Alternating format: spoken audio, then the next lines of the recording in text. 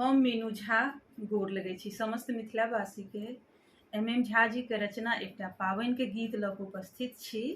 पबनैतिन सबके बहुत बहुत शुभकामना। धन्यवाद। जय मिथिला, जय मैथिली।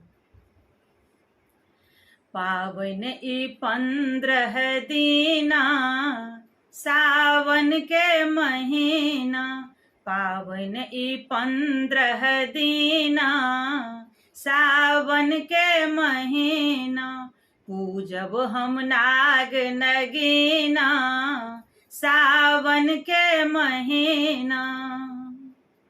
सासु सठलखिन सोना के गहना, सासु सठलखिन सोना के गहना, हार जरल जहि में मीना सावन के महीना। पावनि ई 15 दीना सावन के महीना। गोतनो जी सब श्रृंगार पठौलखिन, गोतनो जी सब श्रृंगार पठौलखिन, लहठी चूड़ी संगे हीना सावन के महीना। पावनि ई 15 दीना सावन के महीना।